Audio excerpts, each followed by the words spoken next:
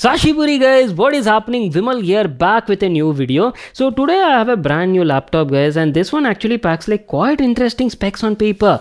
A lot of people usually keep looking to buy like powerful laptop at a budget and reasonable price tag, right? People are like, Vimal, we don't want like fancy RGB lighting, we don't want like overkill displays or stuff like that. What we want is powerful hardware at a reasonable budget price tag. Not everybody has like lavish money to spend around, right? I think for you people, right, this might be like quite interesting, so make sure to watch it till the end. This is Asus all new Vivobook S series 2025 laptop that recently launched in the market guys, available in like different specs and configuration. Display variants are also there, and this one actually packs like Intel Core Ultra series 2 H variant CPUs on board, that too, as I've told you guys, very reasonable price point. So this is what we'll be unboxing and checking out in this video. It's got some interesting specs and hardware. See, on paper specs definitely look promising, but how is the real world performance? That we'll check out in this video. Let's quickly get started with the unboxing. Again, to be honest, right, there is nothing much to unbox over here.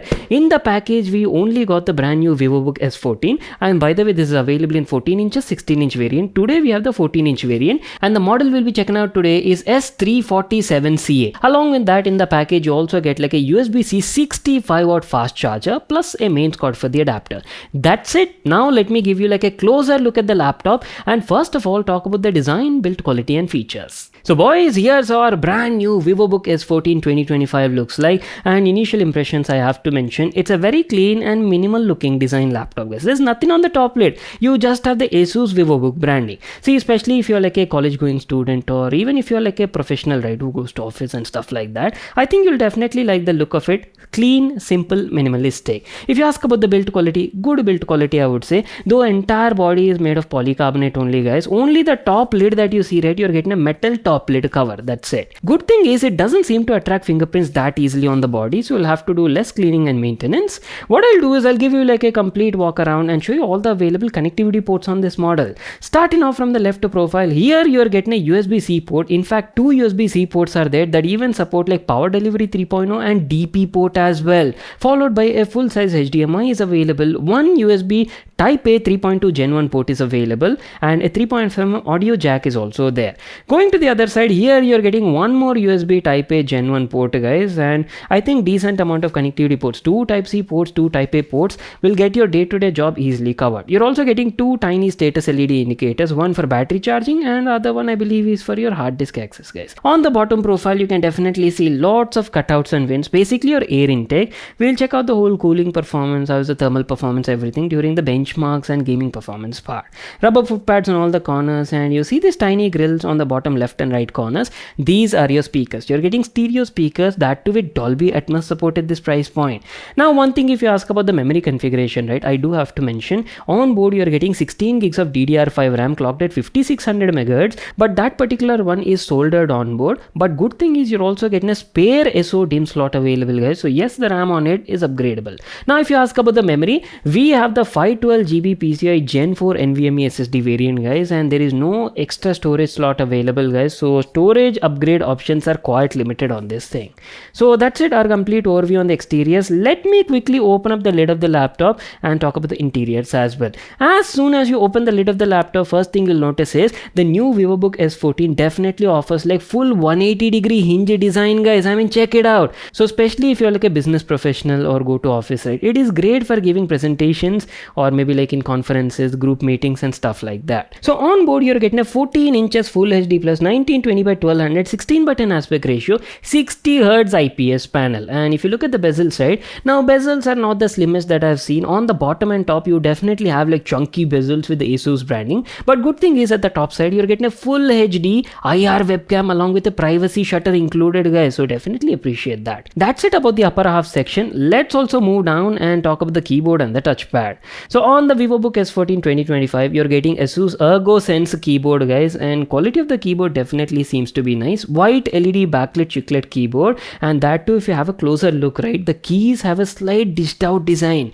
So I've been using the laptop for the last couple of days and had like a quite comfortable experience is what I can say. Quality of the keys, the key caps, even the switch quality is also nice, and not to forget you're getting white LED backlit that is also adjustable just like this. If you ask about the touchpad quality is also nice, decent size size, I would say, and easily recognizes all my inputs and gestures. I didn't face any sorts of dead zones, and overall experience was fine. Alright, so before we move on to the performance and check out the benchmarks and everything, right? First of all, let me also share you my thoughts on the overall display quality and built-in speakers as well. As I've told you, our particular variant features a 14 inches full HD plus 60Hz IPS display, and I've been using this display for the last couple of days. Played a variety of content, not just like simple videos on YouTube. I've also checked out some web series and also movies on OTT platforms, and overall display quality was fine, guys. But I do have to mention, this is not the best display I've seen on a laptop around this price point. You're getting good amount of detail, obviously full HD plus resolution. There's good detail, all the text is like easily readable, not an issue at all.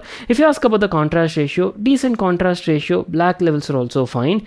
But coming to colors, the panel over here only supports up to like 45% NTSC color gamut, guys, which is roughly around like 64-65% sRGB only. See, for day-to-day casual works or office related works, right, not an issue at all. This display will easily get your job done. Even if you want to check out the display for like casual entertainment purpose, watch some movies or YouTube videos, right, it'll get your job done. But if you're like a content creator, or maybe you do a lot of productive AI creative sort of works, right, you use Photoshop a lot, video editing, then I believe this display might not be the best one for you. You might have to check out the 16-inch model, which offers a better IPS display, or go for the OLED variant, guys. Then you'll be like quite happy and satisfied. Talking about the brightness was also decent. Roughly the panel can go up to like 280-300 nits. For indoor sort of usage, I had no issues checking out the display, but in outdoor situations, you might feel the brightness is tad a bit less. Coming to the viewing angles, horizontal viewing angles were good. It's an IPS display, not an issue at all. But if you ask about the vertical viewing angles were a bit limited, guys, at extreme positions. But apart from that, I think it'll easily get your job done. Keeping the display aside, let me tell you about the speakers.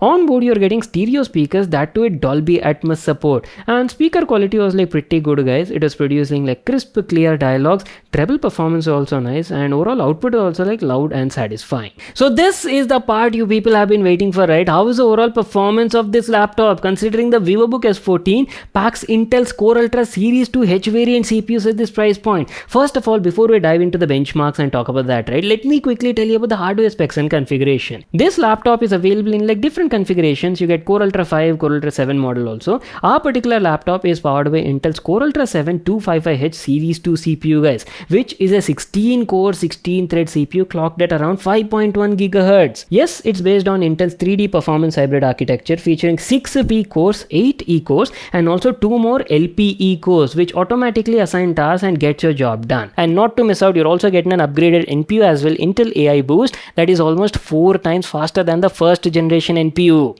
So I've been using the laptop for the last couple of days for my day-to-day related works, office related stuff, like photo editing, text editing. I've also ran like a dozen Chrome tabs in the background, and nothing seemed to slow it down. Overall performance has been great for my day-to-day usage, not just for office related works. Even if you want to use this laptop for a bit of content creation, maybe you use Photoshop a lot, or for basic video editing, right? Yes, you can use that. Laptop is quite powerful enough, and that Core Ultra 7 255H can easily handle these sort of applications.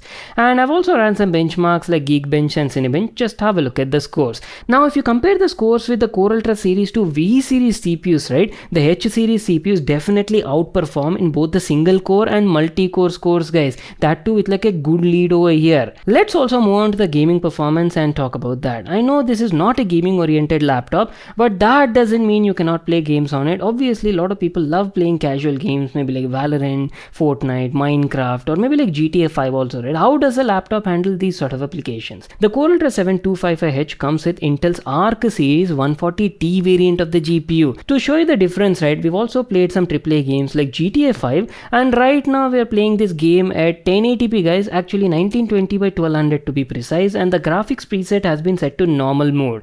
And there you go, here are the results.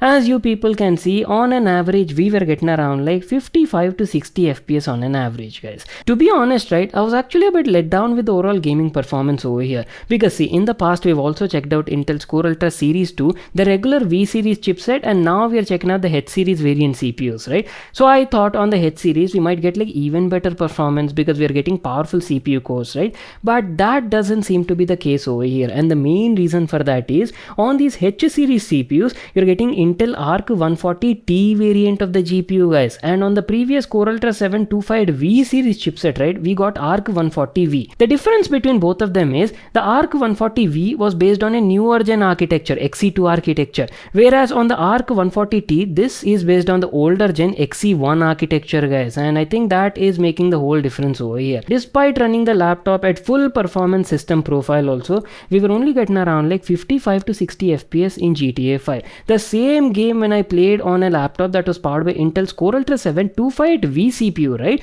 There I was easily getting around like 100 plus FPS, sometimes hitting around like 120 FPS also. We're almost coming to an end, so let me also tell you about the battery life. On board you're getting a 70 watt-hour lithium-ion battery, and battery life was decently good is what I can say. On a moderate sort of usage with the brightness set to around like 50-55% and doing like day-to-day casual activities, office related work, a bit of text editing, photo editing, casual media consumption on YouTube, right? I was roughly getting around like 9 to 10 hours of battery life. But not to worry, the laptop also supports fast charging, so that will quickly top up the battery. Well, that is pretty much it. Time to wrap it up our video on the all new Vivobook S series laptop from Asus 2025 edition. It's a great laptop, guys, especially if you're looking to buy a laptop with powerful CPU and hardware, right, at a reasonable price point, and you don't play games a lot and maybe you can compromise a bit on the display quality, right? Then you can definitely have a look at this model. The pricing for the Core Ultra 5 variant of this laptop starts at around like 68,000 rupees. I'll try to leave a link to that in the description box below. You can check it out there. And our particular variant, powered by the Core Ultra 7 variant of the CPU, is roughly priced around like 87,990 rupees. If you all enjoyed watching this video and got all the information you're looking for, make sure to smash that like button and subscribe to my channel for more such awesome videos. And I'll see you all in my next one.